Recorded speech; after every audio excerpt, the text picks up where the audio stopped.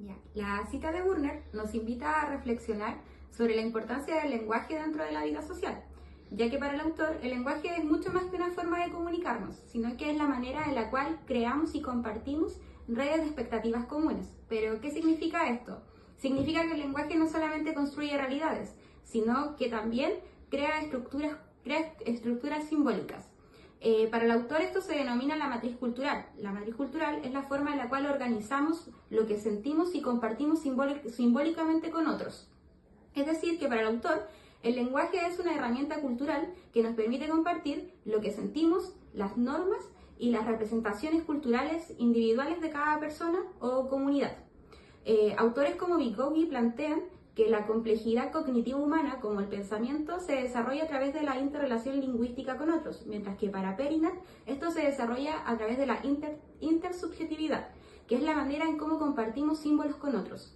De esta forma es que el lenguaje no es solamente una forma de comunicarnos, sino que es la manera en la cual construimos normas sociales, percibimos simbolismos y también transformamos la realidad a través de redes comunes y de matrices culturales. Mi nombre es Martina González y voy a realizar la explicación sobre el mapa conceptual realizado en base al texto de Paula Sibilia, el capítulo El colegio como tecnología de época. Para poder entender de mejor manera nuestro mapa conceptual, tenemos que tener en consideración que lo dividimos en tres partes. Primero nos centramos en el modelo disciplinario y sus aspectos claves, como por ejemplo vendrían siendo los espacios cerrados como las salas de clases, ya que a través de estas se busca moldear y transformar a los alumnos. Las escuelas fueron pensadas como una forma de poder crear personas que fueran obedientes, productivas y disciplinadas, como postula el filósofo Kant, quien dice que a través de la disciplina el animal se puede convertir en humano. Pero todo esto llega a complejizarse mucho más con la llegada de las redes, ya que a través de estas surge un flujo constante marcado por las redes, y las escuelas se ven repletas de nativos digitales, que por ejemplo, antes la identidad se formaba a través de las familias y las escuelas, pero en la actualidad la identidad se va a formar de manera fragmentada y pública. Todo esto lleva a la problemática del conflicto contemporáneo, donde se contraponen ideas. Por un lado tenemos la idea del encierro, que se basa en reglas, comportamientos, normas y encierro, versus la idea de las redes, donde los modos de la escuela contemporánea ya no están siendo compatibles con los niños de la actualidad del siglo XXI. Todo esto lleva a la formación de un desajuste histórico, donde el colegio visto como tecnología de época, ya no calza con una sociedad más digitalizada y contemporánea. Soy Melina Alegría y le hablaré sobre la propensión natural del ser humano y aprender y cómo este se ve entrampado por la escolarización. Desde una perspectiva antropológica, el ser humano nace con el potencial innato para aprender y esta capacidad está profundamente conectado con la curiosidad y con la necesidad de tener conocimiento sobre el entorno.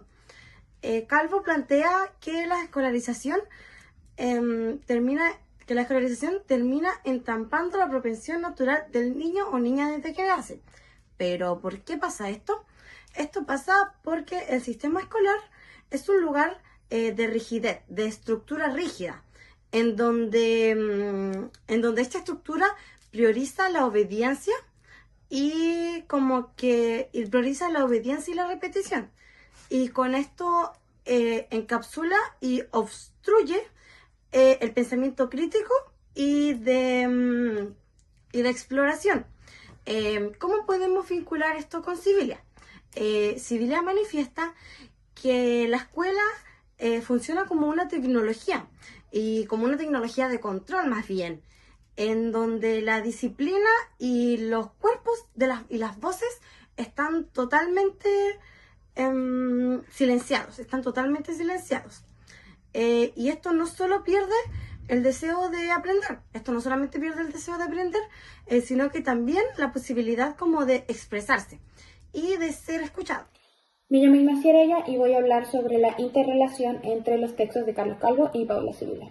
Carlos Calvo plantea en su texto que la escuela tradicional genera a base del hábito constante de las repeticiones de las cosas, este constante entendimiento de la memoria, genera esta entrampación en aprender, lo que él llama una escolarización, que sería el repetir constantemente la materia.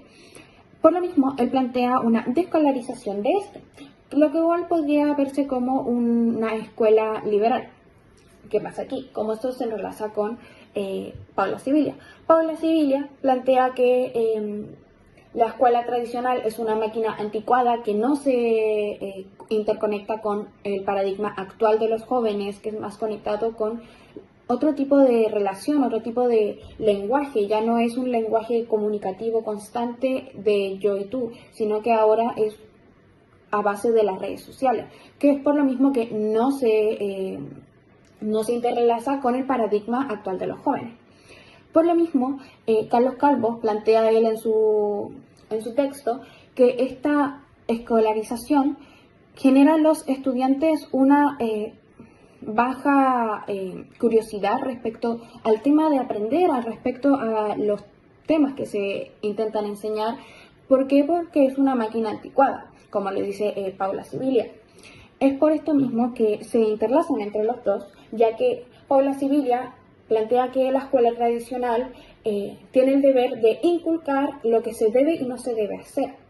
Es por esta visión de ambos respecto a lo que es una escuela tradicional que se le nota esa crítica constante sobre lo que es una escuela tradicional y cómo no se adecúa al paradigma de los jóvenes. Bueno, a continuación explicaré la conexión conceptual de la cita, la matriz sobre la cual se elabora la cultura y el texto de Carlos Calvo, la propensión a aprender entrampada por la escolarización. En el primer apartado tenemos el lenguaje, donde Brunner plantea que el lenguaje no solo sirve para comunicarnos, sino que también permite construir una red de expectativas comunes. Es decir, a través del lenguaje se forma una matriz cultural que nos permite compartir nuestros sentidos, valores y formas de entender el mundo. En esta matriz también se construye, por ejemplo, nuestras ideas sobre lo que significa aprender, enseñar o también convivir.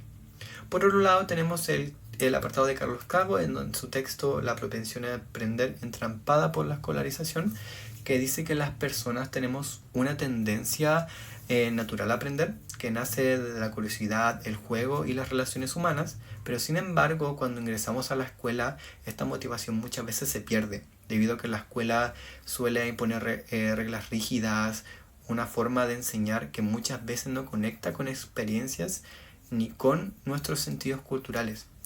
Y ya para finalizar en el último apartado, ¿cómo se relacionan ambos textos? Bueno, la idea central es que la escuela debería dialogar con esa matriz cultural que menciona Brunner, pero muchas veces no lo hace. Al no reconocer los significados compartidos que las y los estudiantes traen desde su cultura, la escuela termina obstaculizando en lugar de potenciar el deseo de aprender. Por eso una educación más consciente de la cultura y de la intersubjetividad, es decir, de los sentidos construidos entre las personas, puede ayudar a liberar esta propensión natural a aprender que todos tenemos y que Carlos Calvo quiere también recuperar.